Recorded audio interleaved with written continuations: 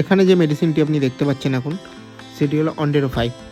অন্ডেরোফাইভ Lupin manufacture করে এবং অন্ডেরোফাইভের salt বা কম্পোজিশন যেটাই বলেন সেটা হলো লিনাগ্লিপটিন। এখানে লিনাগ্লিপটিন 5 আছে।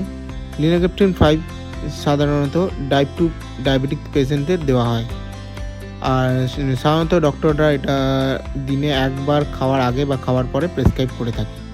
লিনাগ্লিপটিন হলো DPP-4 ইনহিবিটর ক্লাসের মেডিসিন, যেটা আমাদের বডিতে ন্যাচারাল হরমোন আছে ইনক্রেটিনস, সেটাকে প্রডিউস বলতে ইনক্রিজ করতে সাহায্য করে। আর এই হরমোনটা সাধারণত আমাদের ব্লাড সুগার লেভেলকে বাড়া থেকে আটকায়, ইনসুলিনটাকে বেশি ইনক্রিজ করে, আর সুগার যাতে লিভারে কম প্রডিউস হয় সেটাও খেয়াল রাখে।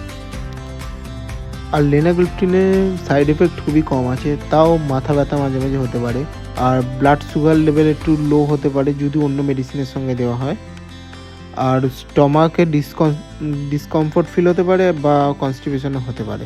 আর টাইপ 1 ডায়াবেটিস পেশেন্টদের লিনাগ্লিপটিন কোনোভাবেই দেওয়া যায় না। আর প্রেগনেন্সির সময় লিনাগ্লিপটিনে সাধারণত ডাক্তাররা যা বলবে প্রেসক্রাইব করলে দেওয়া যায়, আবার যদি নাও বলে তাহলে দেওয়া যাবে না। আর একটাই কথা মনে রাখা উচিত, অন্ডেরোফাইভ বা লিনাগ্লিপটিন হেল্প করে ব্লাড সুগার লেভেলকে আমাদের কন্ট্রোল করতে।